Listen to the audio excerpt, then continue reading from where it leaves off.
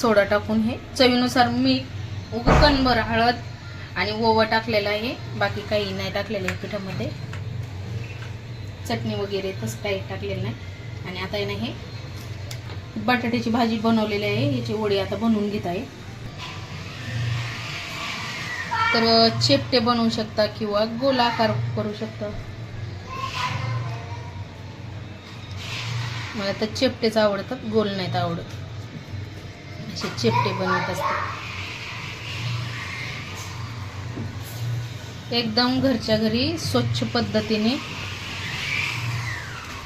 म्हणजे खराब वडापावच्या गाड्यांवर कसं खराब बटाटे ते स्वस्त भेटतात ना, तेच घेतात. आता खायला तर आपल्याला बाहेरचेच आवडतात घरी बनवल्यापेक्षा.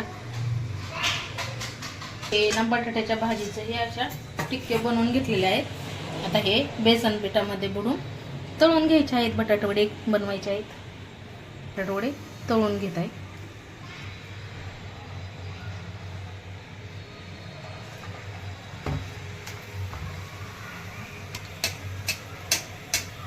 पद्धतीने तळून घेत आहे मी.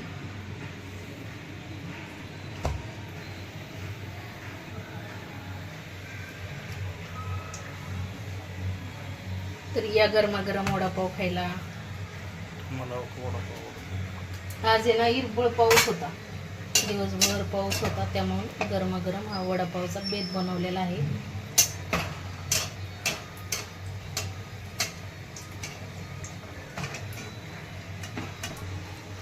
तर वडापाव पाहू शकता, छान असे तळत आहेत.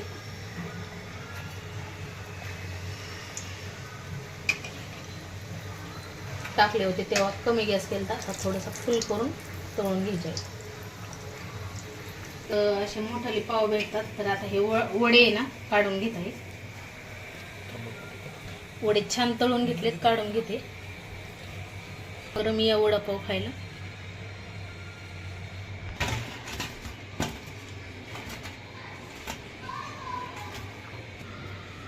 तर वडे, पाव, मिरची, तळलेली हिरवी मिरची आणि लाल चटणी लसणाची. तर या गरमागरम खायला वडापाव.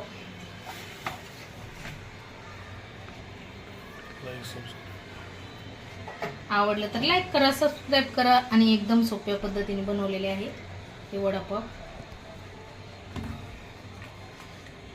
आता बाकीचे पण तळून घेते.